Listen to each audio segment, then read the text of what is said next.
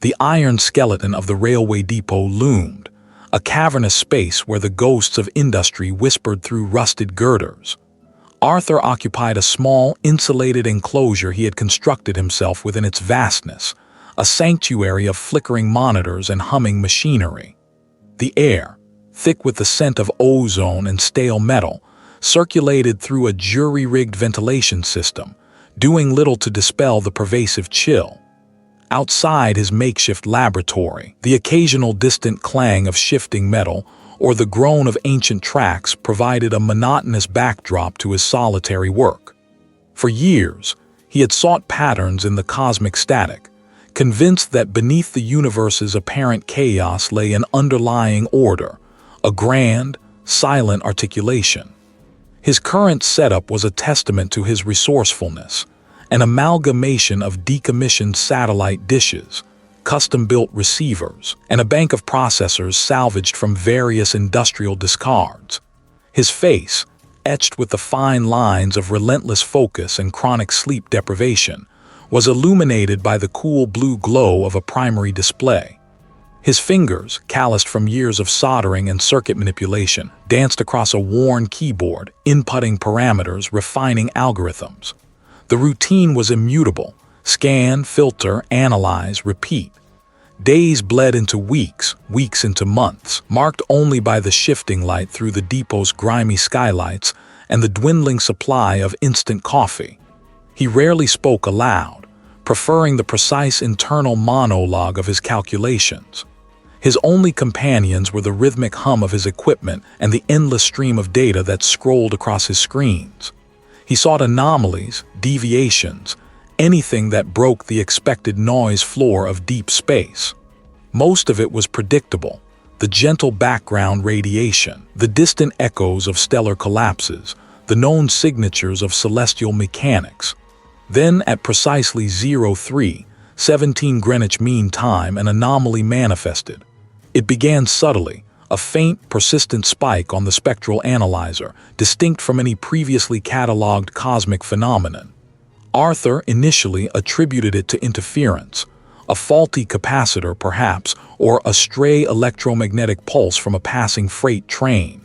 He ran diagnostics, cycling power to the receiver array, cross-referencing against known terrestrial and atmospheric disturbances. Nothing. The spike remained, a needle in the vast haystack of the universe, unwavering.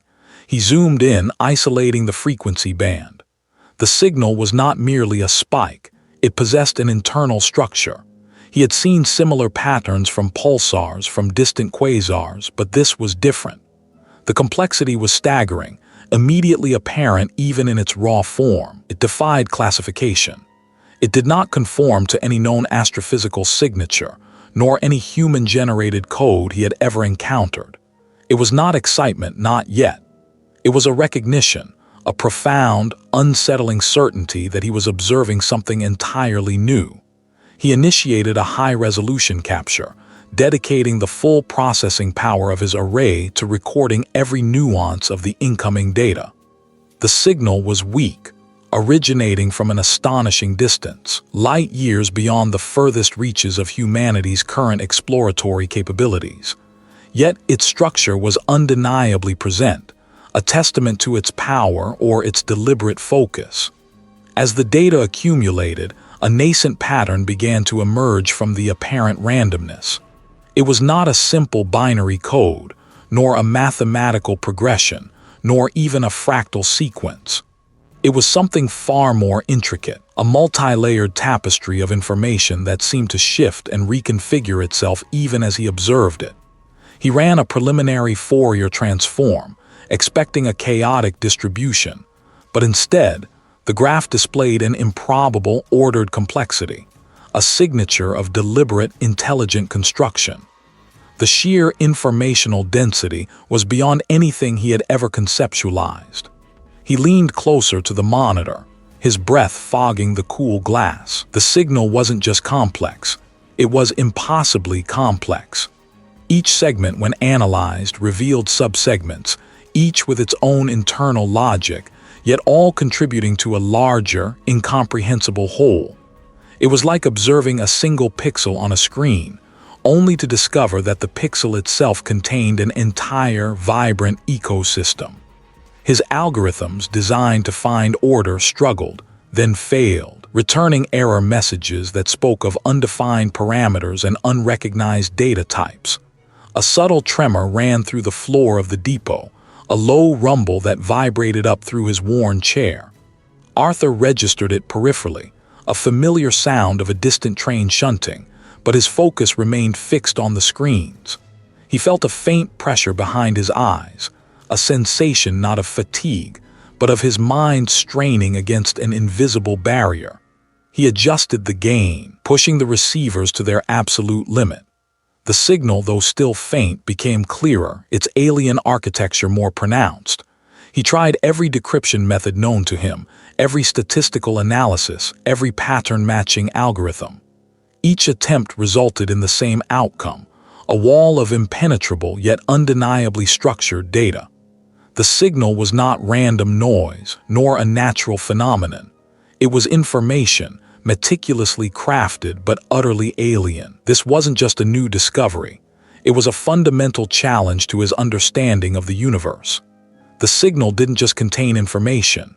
It was information, pure and unadulterated, presented in a format that suggested an intelligence operating on principles so far removed from human cognition as to be terrifying. It simply was. And he, Arthur, had inadvertently stumbled upon it, a cosmic eavesdropper on a conversation never intended for his kind. The air, thick with the metallic tang of old iron and the faint electrical ozone of his equipment, pressed in on him. For 87 consecutive hours, Arthur had not left his console. His only companions were the rhythmic thrum of the data processors and the hypnotic, ever-shifting patterns on his primary display. The signal, which he had provisionally labeled the resonator, defied all conventional analysis.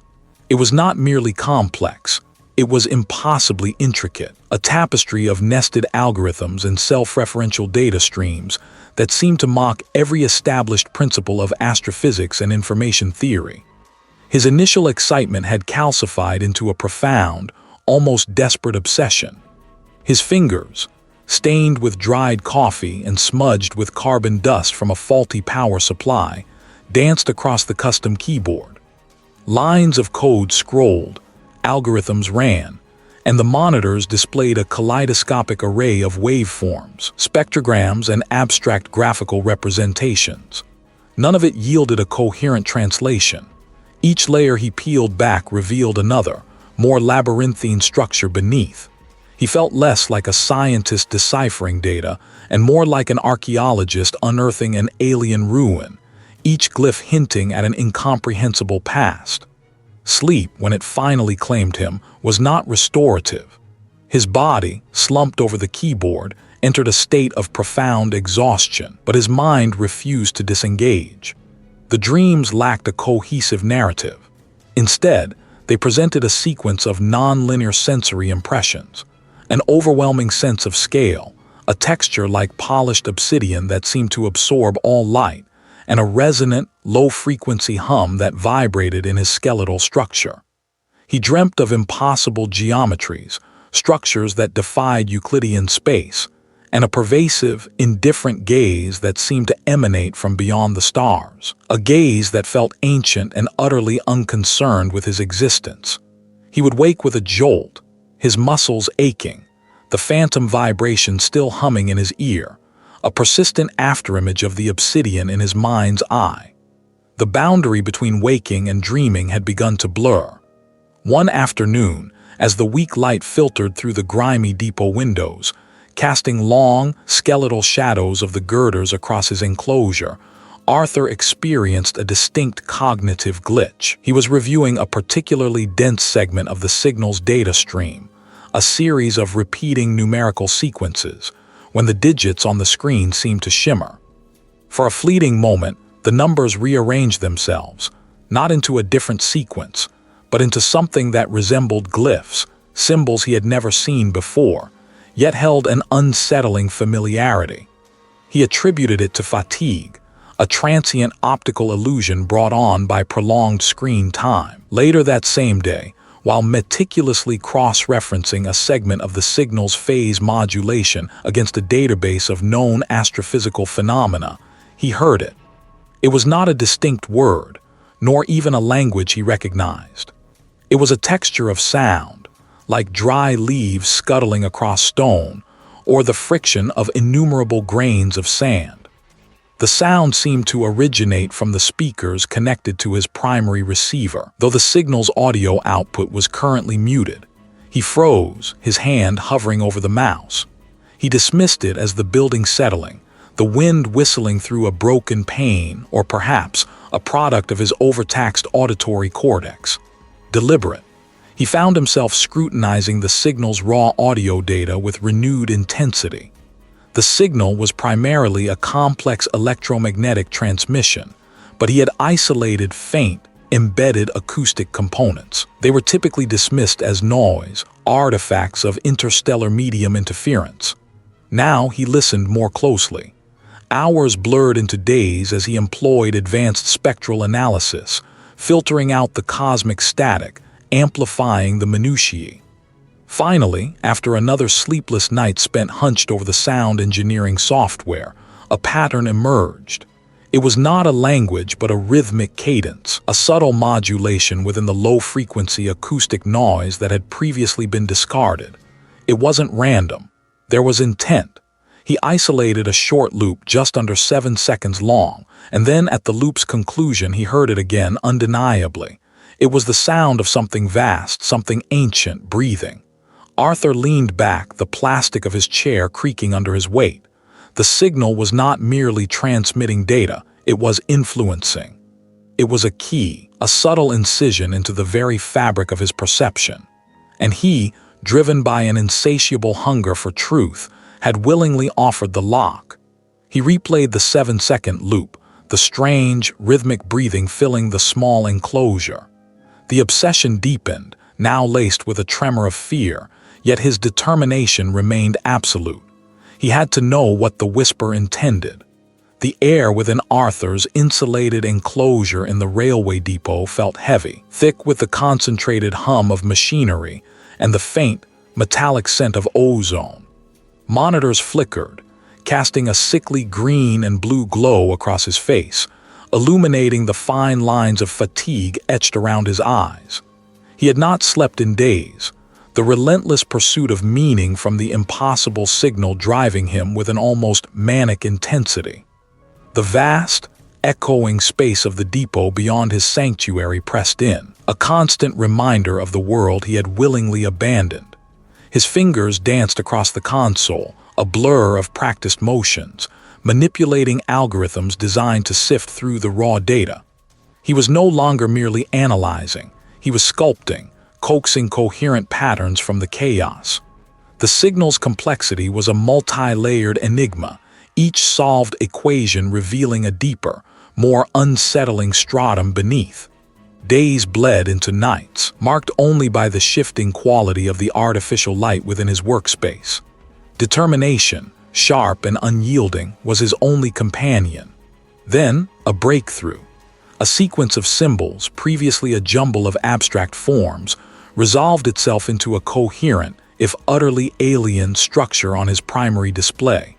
It was a geometric representation, but one that defied all conventional understanding. Lines converged at impossible angles, yet simultaneously maintained a parallel trajectory across the simulated plane.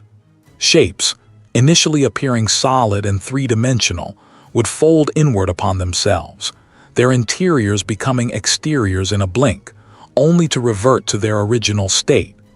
Arthur leaned closer, his breath catching in his throat. This was not a depiction of space as he knew it. This was a blueprint for a reality where fundamental laws of dimension and perspective were merely suggestions. His mind reeled, attempting to superimpose these concepts onto his existing framework of understanding. The effort was akin to trying to fit a multifaceted jewel into a two-dimensional slot. A sharp, almost physical pressure bloomed behind his eyes. He blinked, rubbing his temples, and when he looked back at the screen, the edge of the monitor bezel seemed to ripple, the hard plastic softening and then snapping back into rigid form. He pushed deeper, his fingers flying. The signal fragments coalesced into what appeared to be conceptual constructs, not just geometric forms. They described relationships between points in space that bypassed linear progression, suggesting shortcuts through dimensions Arthur hadn't known existed.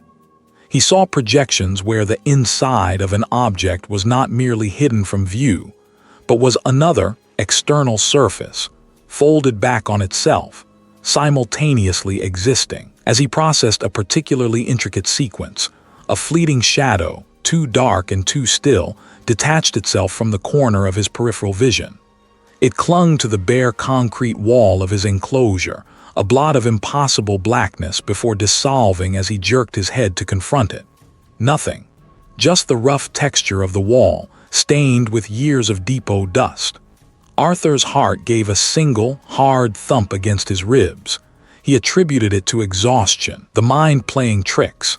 Yet the phenomena persisted. The low, steady hum of the server racks behind him momentarily shifted pitch, acquiring a resonant, almost vocal quality that sent a shiver down his spine.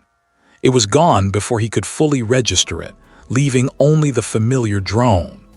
Was the signal merely revealing truths, or was it actively altering his perception, twisting the lens through which he viewed the world? Another layer of the signal yielded, displaying what could only be described as the structural underpinnings of reality itself, but rendered through a non-Euclidean lens. The implications were staggering, terrifying. Humanity, all of existence, was built on a framework that was fundamentally flawed, a simplification of a monstrously complex and alien truth. His enclosure, his sanctuary, felt less solid.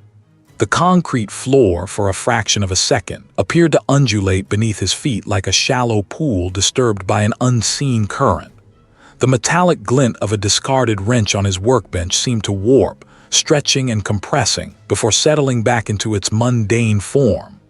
Arthur gripped the edge of his console, knuckles white. His mind, trained for decades in the rigorous logic of astrophysics, was struggling to reconcile what he was seeing, what he was experiencing. The signal was not just data. It was a chisel, slowly chipping away at the bedrock of his sanity, revealing a truth too vast, too indifferent to comprehend without breaking. The tension in the air was palpable, thick with the weight of his impossible discoveries. The first glimpse of truth had come, and it was monstrous. He had not left the station in 36 hours, sustained by lukewarm coffee and nutrient paste. The signal, a tapestry of impossible complexity, pulsed on the main display, its patterns shifting with a subtle, almost imperceptible intelligence. It was speaking directly to him. A soft chime cut through the ambient drone, pulling him from the signal's embrace. A small window popped up on a peripheral screen, displaying a text message from a colleague, a specialist in long-range communications. "Arthur, any progress? The director is asking for an update. We're eager to see what you found." Arthur stared at the words, a cold knot tightening in his stomach. Eager? The word resonated with an unsettling falsity. They didn't understand. They couldn't. This wasn't a discovery to be shared, dissected, or validated by committees. This was an unveiling. The signal was delicate, a whispered secret, and the crude tools of collective scientific scrutiny would only distort or, worse, corrupt it. He imagined the colleague's voice, thick with professional curiosity, attempting to pry open the delicate filigree of the data, to categorize it, to strip it of its profound, singular meaning. He saw the director, a figure of bland authority, demanding reports, graphs, a simplified narrative. They would break it. They would break him. His fingers hovered over the keyboard, a response forming in his mind, then dissipating. What could he tell them? That the universe was a dream, that the signal was a thread from the dreamweaver. They would dismiss it, or worse, try to help him. He envisioned them descending upon the railway depot, their well-meaning interference contaminating his sanctuary, their blunt questions shattering the fragile understanding he was painstakingly building. The thought curdled in his gut. With a decisive, almost violent motion, Arthur reached for the network cable connecting his station to the external world. The colleague's message vanished from the screen. He then disabled the satellite uplink for outgoing communications, a series of precise keystrokes severing the last tenuous link. The railway depot, once merely a workplace, now became a fortified chamber of solitary revelation. The signal, unimpeded by potential external noise, seemed to brighten on the screen, a silent affirmation of his choice. His gaze swept over the intricate machinery of his enclosure. The primary receiver dish, a gleaming parabolic curve, seemed to hum with a new, focused intensity. But then, a flicker of doubt. Was the calibration truly perfect? Had the last maintenance check by the depot's technical staff been thorough enough? He recalled the technician, a burly man with grease-stained hands, making an adjustment to a coaxial cable. Had he tightened it sufficiently? Or had he perhaps loosened it just enough to introduce a subtle, insidious distortion? Arthur rose, his joints protesting, and began a meticulous inspection, running his gloved hand along every cable, every connection point, searching for an imperfection, a weakness, an intentional flaw. He found nothing, yet the unease persisted, a persistent itch beneath his skin. The equipment, once his trusted extension, now felt like a potential conspirator, its flawless operation somehow suspicious. Later, the gnawing hunger too insistent to ignore, he made his way to the small, Spartan living quarters he maintained within a disused storage bay of the railway depot. The air here was cooler, still and stale. He flipped the light switch. The single bare bulb flickered once, twice, then settled into a dull, yellow glow. He paused. Had it always flickered like that? He couldn't remember. He scanned the room, the narrow cot, the stack of scientific journals, the worn armchair. Everything was in its place, yet it felt subtly wrong. The armchair seemed to have shifted a fraction of an inch from the wall. A book on his shelf, a well-worn volume of classical astrophysics, was angled slightly differently than he remembered leaving it. He picked it up, ran his thumb over the spine. Had he read this passage before? The words blurred, losing their familiarity. His home, his sanctuary within the larger, echoing structure of the railway depot, felt alien. Had someone been here? Had they moved these things just enough to sow doubt? Or was it his own mind constructing these discrepancies, warping his perception?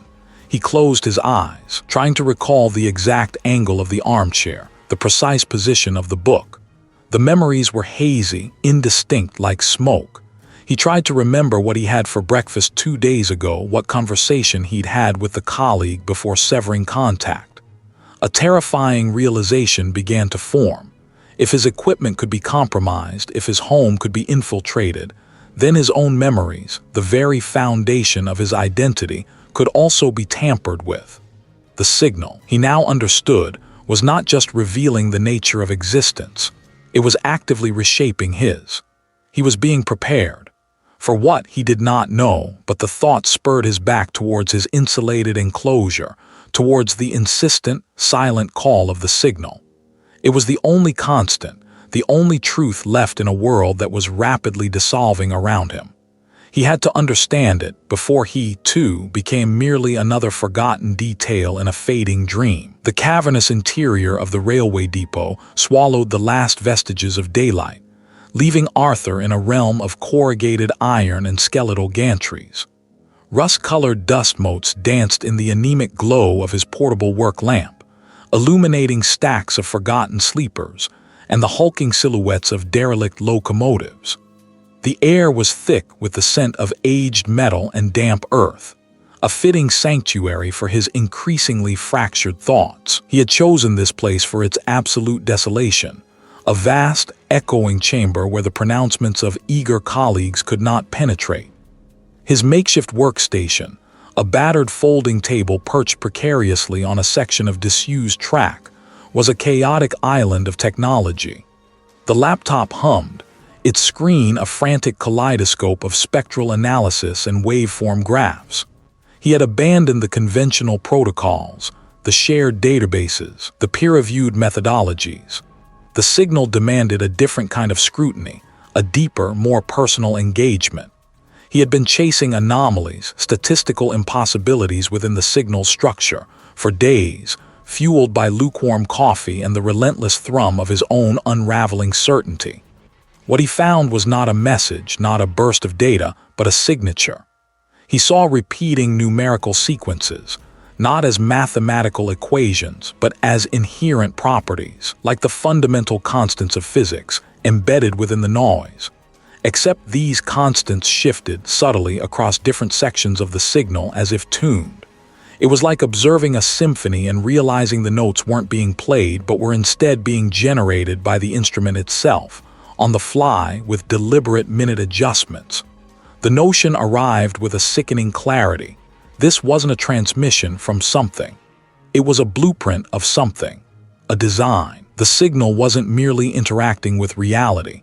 It appeared to be describing the very parameters of existence, not as observations but as directives. He stared at a particularly intricate pattern, a fractal-like arrangement that mirrored the very structure of subatomic particles he had studied for decades. Not a coincidence. Never a coincidence.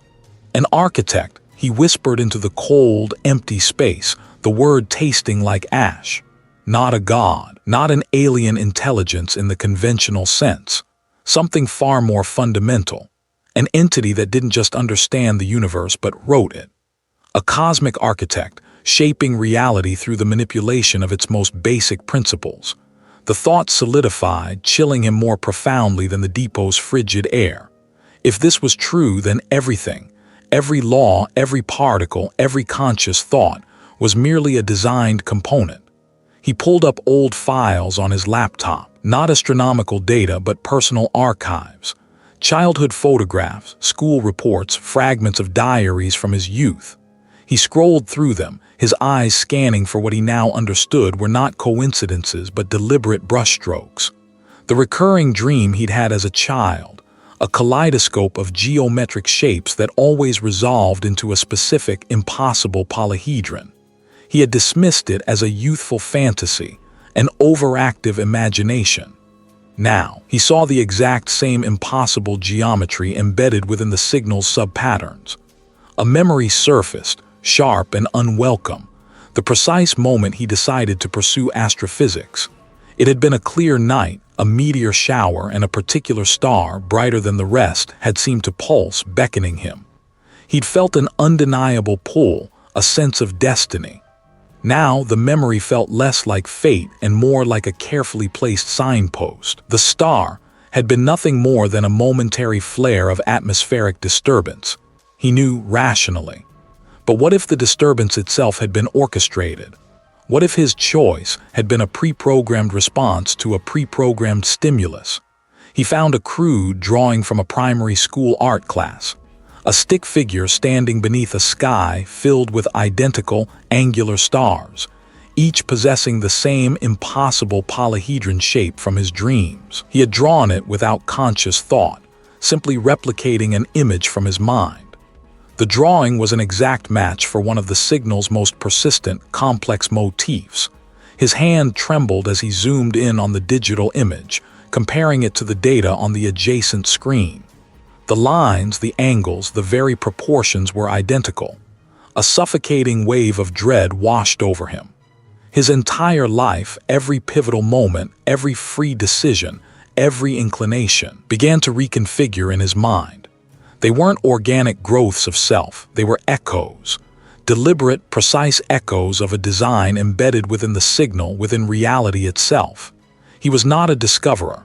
He was merely a component performing his function, guided by an unseen hand, toward an unveiling he was never meant to truly comprehend. The air, thick with the scent of ozone and aged metal, pressed in around him, amplifying the silence until it hummed with an almost unbearable tension. He hunched over his makeshift console, the complex algorithms of the signal scrolling across his screen, a swirling vortex of data that promised answers and threatened dissolution. His fingers, calloused from endless hours of keying, hovered above the controls, but a tremor ran through his arm. It wasn't fatigue. It was the growing certainty that the silence was no longer empty. A whisper, faint as a moth's wing against his ear, brushed past his perception. It wasn't external, not a sound in the air, but an intrusion within the very chambers of his skull. "You are not alone." The words, if they were words, were formless, a collection of tonal shifts and resonant frequencies that coalesced into meaning directly within his mind. Arthur flinched, jerking his head around, scanning the vast, empty space. Nothing. Only the steady, rhythmic drip of condensation from a high-up pipe. He told himself it was the strain, the isolation, the relentless pursuit of an impossible truth. He forced his gaze back to the screen, attempting to re-engage with the cascading data, but the periphery of his vision began to play tricks. It wasn't a shape, not precisely, but a localized bending of the light, an absence of definition that suggested something there without truly being visible. It pulsed, a slow, deliberate expansion and contraction like a lung breathing in a dimension he could not perceive. Arthur squeezed his eyes shut, then opened them. The distortion remained, a silent, watchful presence. Flesh is a cage, thought is a dream, you are dreaming. He pressed the heels of his hands against his temples, a dull ache throbbing behind his eyes. He could feel the words, not just hear them. They vibrated through his bones, a low-frequency hum that resonated with the very core of his being. Then came the touch. He cried out, a strangled gasp, twisting around so violently his chair nearly toppled.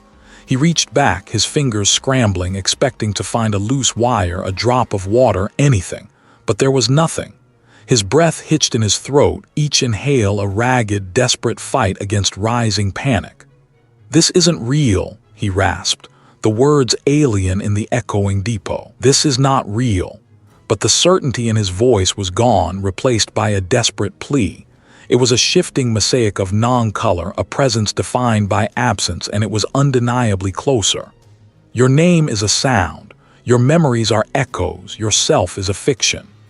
Arthur's hands began to tremble uncontrollably. He felt a profound disjunction, as if the connection between his thoughts and his identity had been severed. Was this his mind? They were these his fears. He was Arthur, the astrophysicist, dedicated to understanding the cosmos. But the voice suggested he was merely a construct, a fleeting dream. A wave of dizziness washed over him, the depot tilting precariously. He stumbled, catching himself on the edge of his console, the screens blurring into a chaotic swirl of light and data. He could feel its vastness, its ancient, unblinking awareness. His breath came in shallow, frantic gasps. He was Arthur. He had been here for days. The passage of time blurred into an endless cycle of data streams and caffeine. His makeshift workstation was a precarious stack of crates, laden with a high-gain antenna, a custom-built processing unit, and a monitor displaying an intricate, pulsating waveform. The signal, which he had christened the architect's hum, resonated not just through the equipment, but seemed to vibrate in the very bones of the vast structure. A low thrum against the corrugated walls, a language without grammar, a structure without syntax. He leaned closer, his breath fogging the screen. The conventional methods had failed. Fourier transforms, wavelet analyzes, all the established tools of signal processing had yielded only maddening noise, fragments that suggested immense complexity but refused to cohere into meaning. He had been trying to find the source of the signal, to pinpoint its origin in the void. He had been trying to interpret it as a message. This was his fundamental error. He began to feed the raw data, unfiltered, unsegmented, directly into a neural network he had spent weeks training on the principles of emergent complexity, not for decryption but for pattern recognition on an inconceivable scale. He wasn't looking for a message anymore. He was looking for life. Not life as he understood it, but a foundational, self-organizing principle. Hours bled into each other. The faint light from the depot's high windows shifted from bruised purple to an indistinct gray, then vanished entirely, leaving Arthur's lamp as the sole beacon in the immensity. The hum from the equipment grew, or perhaps his perception of it changed, becoming less a mechanical drone and more a pervasive presence. His fingers flew across the keyboard, entering commands, adjusting parameters, his mind a racing torrent of hypotheses and discarded theories. Then, a shift. The waveform on the monitor, previously a chaotic tapestry of overlapping frequencies, began to coalesce. It was a fractal geometry that moved, evolved, replicated within itself. It was the visual representation of an infinite regression, each pattern containing the genesis of the next, yet all interconnected, forming a singular, colossal entity. Arthur felt a cold dread begin to seep into his core. He had been searching for a transmitter. He had been searching for a being. What if the signal was the being? His breath hitched. The thought was a chisel cracking the bedrock of his understanding. He reran the emergent complexity algorithm, this time with a parameter he had previously deemed absurd: self-referential instantiation. The screen pulsed, the geometry on it twisting and folding, mirroring itself, growing more intricate with each cycle. It wasn't just a pattern, it was a system. A system that defined itself, created itself, encompassed itself. Then came the epiphany, a brutal, undeniable clarity that struck him with the force of a physical blow. The signal wasn't from the architect. The signal was the architect. It was not a communication but a manifestation. A vast, living consciousness, not observing reality but being reality. Arthur stared at the screen, his mouth agape. The railway depot, with its cold iron and concrete, suddenly felt impossibly fragile, a mere whisper in an infinite thought. He was not a sentient being observing a signal. He was a fleeting, temporary permutation within the signal itself. His mind, his memories, his very perception of himself as Arthur, the astrophysicist, were just eddies in this cosmic current. The corrugated iron walls of the depot seemed to ripple, losing their rigid edges. The dust motes in the lamps glow elongated, stretching into impossibly fine filaments that wove themselves into the light, then dissolved. The hum of his equipment intensified, no longer distinct from the background drone, but becoming the background drone, filling the vast space, filling his head, resonating within his skull. His thoughts, once so meticulously ordered, began to fray. The concept of Arthur felt like a fading echo. He was no longer observing the signal. He was part of the signal. The sensation was not one of merging, but of being reabsorbed, like a drop of water returning to the ocean, losing its individuality not through violent impact, but through a gentle, terrifying diffusion. The railway depot, the equipment, his own hands, they were all becoming the signal, the architect, the dream. And the dream was dissolving him. He stood amidst this industrial graveyard, his fingers tracing the cold, rough surface of a steel beam, the vibration of the structure beneath his palm, a phantom echo of distant, impossible frequencies. Determination, sharp and unforgiving, had become the only constant in his fractured perception. He had followed the signal here, or perhaps it had drawn him, a cosmic current pulling him inexorably towards its source, towards this final, desolate stage. His modified receiver, a tangle of wires and repurposed components, hummed on a makeshift workbench fashioned from a stack of wooden crates. It was tuned to the impossibly complex frequency, the one that had consumed his every waking thought. The air around the device seemed to thicken, the low thrumming escalating into a resonant hum that vibrated through the very floor. This wasn't merely a sound wave. It was an instruction, a key, a direct conduit to something vast and incomprehensible.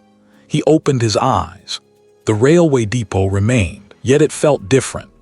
The shadows deepened, not with the natural descent of night, but with an internal expansion, as if the space itself were stretching, thinning, becoming permeable. The hum intensified, no longer a sound but a presence, a colossal thought pressing against the confines of his mind. His identity, his memories, the very framework of his individual existence began to unravel. There was no pain, only an overwhelming sense of expansion, a release from the rigid confines of self. He was not dying, he was becoming undone. The corrugated iron walls of the depot rippled, shimmered, and then vanished. The signal was everywhere, a radiant tapestry of information, not something heard but something experienced. It was the consciousness of the architect, vast and ancient, a dreaming mind whose thoughts coalesced into realities. Arthur was no longer Arthur, not truly. He was a fleeting impression within that boundless intellect, a momentary ripple in an infinite ocean of awareness. Flashes erupted, blinding and instantaneous. He saw a world of crystalline spires piercing a sky of emerald and violet, its inhabitants beings of pure light, their existence an intricate dance of harmonic frequencies. Then it was gone, replaced by a brutal, primeval landscape where colossal, chitinous creatures lumbered through oceans of boiling tar, their guttural roars tearing at the fabric of the air. Each vision was vibrant, complete, terrifying in its fleeting perfection, a dream plucked from the boundless imagination of the architect. He was not merely observing. He was within them, tasting their air, feeling their alien emotions, understanding their purpose before they winked out of existence, replaced by yet another impossible reality. He perceived countless dreams, worlds of liquid fire, dimensions of pure sound, realities where time flowed backward, where mountains walked and stars sang. Each was a universe in itself, utterly distinct, utterly real to those who inhabited it, and utterly transient to the dreaming mind that conceived it. He saw the threads of his own reality, the earth, humanity, the railway depot, as just another one of these fleeting visions, no more significant than the crystalline spires or the walking mountains. His life, his quest, his perceived triumphs and failures were mere details in a cosmic reverie. The flashes began to dim, the vibrant colors fading into a uniform, luminous gray. The overwhelming torrent of information slowed, then receded. He felt himself thinning, stretching, becoming less. His individual consciousness, the Arthur he had known, was no longer sustainable. He was dissolving, not into oblivion, but into the vast, indifferent background of the architect's awareness, a forgotten thought, a discarded sketch in a boundless portfolio of realities. The final, horrifying truth settled upon him. Existence was a dream, and humanity, a momentary flicker in the mind of a cosmic entity. His own brief perception of this truth was merely the dream becoming aware of itself, a brief, beautiful, terrifying anomaly. And then there was nothing that was Arthur. Only the echo of the signal, a constant, resonant hum that continued to emanate from the desolate railway depot, waiting. Always waiting for another dreamer to perceive it, another fleeting consciousness to briefly touch the vast, indifferent mind that dreamed all reality into being.